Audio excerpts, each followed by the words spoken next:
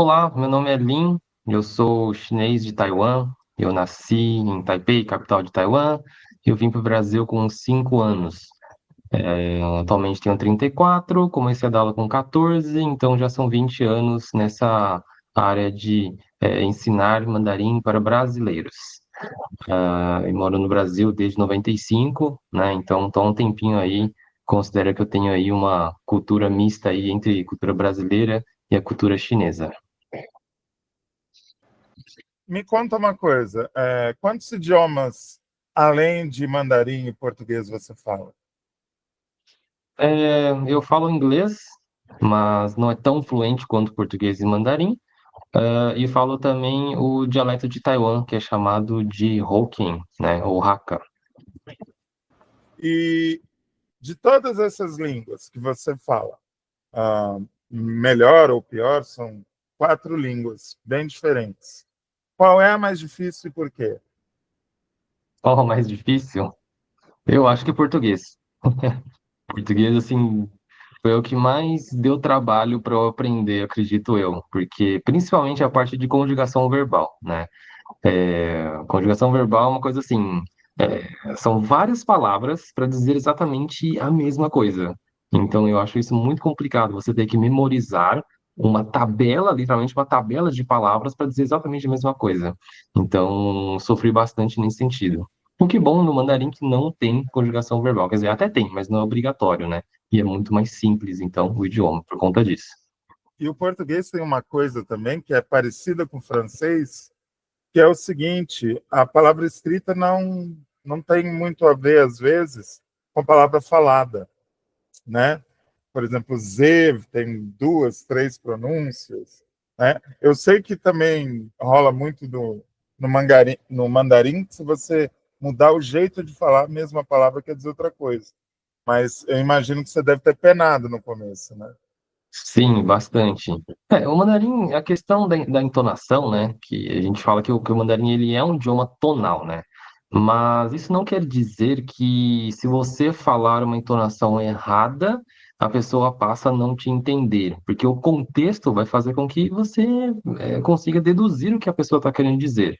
Um exemplo clássico seria, por exemplo, a palavra ma e palavra ma, né? São duas palavras com a mesma sílaba, mesma consoante e vogal, mas eu estou falando ela em entonação diferente. Quando eu falo ma, está em primeiro tom e significa mãe. E quando eu falo ma, está em terceiro tom, significa cavalo. Então, muita gente fala que tem que tomar cuidado, porque se você falar errado, você vai confundir a mãe com o cavalo, né? E não é bem assim, por quê? Se você olhar uma criança, né, perdido, chorando e falando má, né, com som de cavalo, você sabe que essa criança está procurando pela mãe, ela se perdeu da mãe. Então, o contexto ele vai acabar dizendo para você o que a criança está querendo dizer, mesmo que ela fale, por exemplo, com som de cavalo. Ninguém vai sair e falar assim, a criança está procurando pelo cavalo. Né? Não, a gente entende pelo contexto que está procurando pela mãe. Então, apesar de ser muito tonal o idioma, não quer dizer que ele é um idioma que livre de contexto. Que tipo de pessoa procura o Lean para aprender mandarim? São executivos com ligações com a China? São jovens dorameiros que gostam do conteúdo dos streaming chineses? Que tipo de gente que te procura? Atualmente, eu considero quem procura mandarim em três categorias, né? O primeiro seria pessoas que buscam melhorar o seu currículo profissional, então acreditam que falando mandarim eles possam ter melhores oportunidades de emprego, ou pessoas que já possuem o emprego e trabalham com chinês de alguma maneira, né? Seja uma empresa chinesa ou uma empresa que faz negócio com a China, né? Então, a parte profissional seria essa primeira categoria. O segundo grupo de pessoas são as pessoas que gostam de viajar, então gostam de ir para a China, Japão, né? Vão para a Ásia, vão conhecer, e aí eles não querem chegar lá cru, né? E o terceiro, eu acredito que é uma parcela bem grande também, são pessoas que são, eu diria que eles estudam por hobby. Aí dentro do hobby entra os dorameiros, entra pessoas praticantes de arte marcial, entra pessoas que gostam da cultura chinesa e que estão aprendendo ali, não como objetivo nem de viagem, nem a trabalho, mas sim por uma curiosidade. Qual o maior engano que as pessoas têm aqui no Brasil quando pensam em aprender mandarim? Eu acho que o pessoal acha que é muito, muito, muito difícil, beirando ao impossível. Eu acho que esse é um erro assim clássico, porque a pessoa fala assim: "Nossa, mandarim, nossa, deve ser muito difícil, deve ser impossível", né? Então, eu acho que esse é um grande erro, né? Um equívoco que as pessoas acabam cometendo ali. Eu costumo falar que realmente mandarim não é fácil. Não estou dizendo que é fácil, mas estou dizendo que ele é possível, né? Ele só é bem diferente do que a gente está acostumado. Não é porque que ele não tem o alfabeto, né, que é usado aqui, o ABCD, que ele vai ser impossível de aprender. Muitas vezes é porque você não conhece o idioma, você nunca parou para estudar, para você afirmar que ele é algo impossível de ser feito, entendeu? Quando a gente lida no Google Tradutor e tem lá as opções de idiomas, sempre aparece chinês simplificado, chinês tradicional. E quando se diz chinês, na verdade não quer dizer nada, porque a China, Taiwan, são locais onde se falam vários idiomas, né? Explica para nós o que é chinês tradicional, chinês simplificado e se existe chinês, ou na verdade chinês é uma coisa até preconceituosa, fala, tudo que vem de lá é chinês, e não é, né? Essa questão causa bastante confusão, porque na China não tem uma língua, um idioma, né? Existem vários dialetos, né? A gente chama de dialeto. Então, cada região, dependendo de onde a pessoa mora, ele vai falar um dialeto específico daquela região. Como o próprio chinês, né, tem dificuldades de se comunicar entre si, e estou falando, né, um tempo atrás, eles decidiram, então, que todo mundo deveria aprender o dialeto oficial. Então, eles pegaram o dialeto mais falado pelos chineses, que é o mandarim, e colocaram ali ele como sendo o dialeto oficial do país. Por isso que hoje, por exemplo, eu sou de Taiwan, eu falo meu dialeto, que é o Hakka, e eu sou obrigado a aprender o mandarim também, porque aí eu preciso me comunicar em mandarim com outras pessoas da mesma etnia que a minha. Né? Então, cada pessoa ali vai ter é, o seu próprio dialeto e aprende mandarim na escola. E tem regiões que só fala mandarim. Então, a criança que nasce já numa região que só fala mandarim, ele só fala mandarim, mas nenhum outro idioma. Né? Esse é o primeiro ponto. Então, quando a gente fala mandarim, é o nome do dialeto. Quando a gente fala o termo chinês, a gente está dizendo de todos os dialetos que são considerados chinês, né? Mas, obviamente, quando a gente fala chinês, a gente entende, né, de forma indireta de que estamos referindo ao mandarim em si. Agora, qual que é a diferença entre o chinês tradicional e o chinês simplificado? Antigamente, só existia o tradicional. Como a taxa de pessoas que não conseguiam ler começou a aumentar demais, por conta, né, da escrita chinesa, que são feitos pelos ideogramas, o governo chinês ele passou a implementar um novo sistema de escrita, simplificando a escrita, né? Por isso que chama simplificado. Então, o tradicional, basicamente, de uma forma bem mais resumida, seria que o tradicional ele tem mais traços, ele é mais antigo, e depois houve uma versão como se fosse o mandarim, um chinês 2.0, que seria o simplificado. Aí entra uma treta, por quê? Existem, na verdade, algumas regiões que não adotaram o chinês simplificado, eles mantiveram as raízes do tradicional, como, por exemplo, Hong Kong, Macau e Taiwan, eles utilizam o tradicional até hoje. Então, se você for trabalhar para uma empresa em Taiwan, por exemplo, se você quiser escrever um e-mail em Taiwan, ou para um taiwanês, você vai precisar escrever em tradicional, né, para essa pessoa entender. Agora, se você for fazer acordos, né, manter alguma comunicação com a China, né, em si, aí sim você vai usar o simplificado. E com o mandarim, né, muita gente acha que é só a China que fala, mas não. Nós temos China, Taiwan, Malásia, Singapura, né, então a gente tem uma gama, né, de possibilidades uma vez que você aprende mandarim.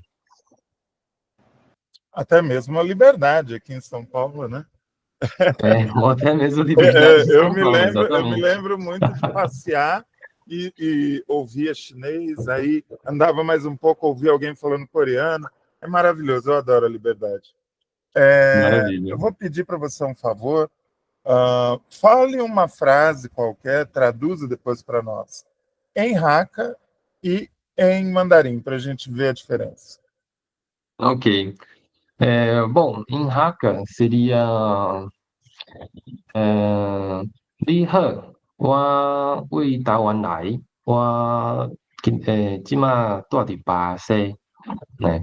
Em chinês seria 你好, 我是台湾人，我现在住在巴西, né? Acabei de dizer que olá, né? Eu sou de Taiwan e atualmente eu moro no Brasil. Não sei se é impressão minha, mas o Hakka me pareceu mais melodioso, mais gostoso de ouvir. É, sim, ele é menos quebrado. Maravilha. Inclusive, E o tira Hakka uma. tem 8, desculpa te cortar, né? Mas o Hakka ele tem 8 entonações e já o mandarim tem 4. Então ele tem um dobro de entonação. Por isso que ele parece mais uma melodia. Eu achei mais bonito. Ah, Uhum. Me diz uma coisa, a gente já está encerrando essa parte. Uma curiosidade minha, pode ser que eu esteja falando uma asneira monumental, você me corrija, tá? Eu sei que no celular deve ser simples você colocar todos os caracteres da língua, porque no celular eu vou passando de página por página do teclado e está tudo lá. Eu quero saber como que é feito o teclado físico para um Note, para um PC uh, na China continental ou em Taiwan, e também como era no tempo da máquina de escrever, porque eu não consigo conceber como possa caber tudo aquilo num teclado. Na verdade, foi criado um sistema de digitação, né, através do alfabeto ocidental mesmo, né, o ABCD, tá? Então, hoje, a China ela desenvolve esse sistema justamente por dois grandes motivos. O primeiro motivo é para que o próprio nativo, né, as crianças chinesas, elas possam ter o primeiro contato com o alfabeto ocidental, no início da vida. Isso facilita a aprendizagem do inglês futuramente, por exemplo. E, por outro lado, facilita também a vida dos ocidentais quando querem aprender mandarim. Então, hoje, você consegue digitar mandarim no teclado hoje, no celular, no computador, no notebook, usando o alfabeto o ABCD, alfabeto daqui do Ocidente, entendeu? Então, por exemplo, a palavra olá em mandarim é ni hao. Então, você vai digitar N-I-H-A-O, né? Então, digitando isso, você consegue gerar os ideogramas, né? Então, essa é a maneira como é digitado atualmente. Antigamente, vamos falar assim, porque assim, a China tem, né, 5.000 anos de história para mais, né? Então, os primeiros formas de digitar, na verdade, nem a digitação que era chamado, era por através de carimbos. Então, as pessoas pegavam os carimbos e elas, né, viam carimbando as folhas e formando todos os caracteres, né, ou ideogramas, né, como pode ser chamado também. E aí, ao longo do tempo, foi desenvolvendo até chegar no jeito que é hoje. Eu, particularmente, acho isso sensacional, né? O sistema de fonética chinês atual, que é chamado de Pinyin, né? Porque facilita muito os estudos de um brasileiro. Então, hoje, se você, né, José Vitor, quiser aprender mandarim hoje, você não vai precisar logo de cara ter aquele contato, aquele choque de olhar para um monte de pauzinhos. Você vai olhar para o ABCD que você já conhece e você vai usar desses ABCD para estudar a fonética, a pronúncia e, posteriormente, a forma de digitar em mandarim, usando tudo pelo ABCD. Eu vi uma vez, isso não faz parte da entrevista, eu vi uma vez um neurocientista explicando muito do bom desempenho dos asiáticos em questões matemáticas, em tudo que envolve raciocínio lógico, capacidade de desdobrar conhecimento, né? E ele deve muito à questão da linguagem, porque como a linguagem é um outro sistema que exige o funcionamento de outras áreas do cérebro, tornou-se essa capacidade inata do asiático de ter esse cérebro mais treinado do que a gente, que é uma coisa mais simples, né, mais rudimentar. Eu acho fascinante. Vamos encerrar Muito essa legal. parte com um call to Legal. action. Vamos fazer um CTA aqui. Faz uma última chamada, convido o pessoal que está vendo para fazer mandarim. Bom, então se você quer aprender mandarim hoje, pode contar comigo com a experiência de 20 anos de trabalho. E para você ver um pouco mais do meu trabalho, é só você acessar o YouTube, lin.mandarim, ou o Instagram também, lin.mandarim, que eu estou produzindo conteúdo semanalmente e diariamente no Instagram também. Atualmente eu possuo um curso online gravado, né, hospedado na minha própria plataforma. E para ser aluno, é só entrar em contato comigo. E meus canais de conteúdo é o YouTube, lim.mandarim, o Instagram também, que é lim.mandarim também. Também temos canal no TikTok.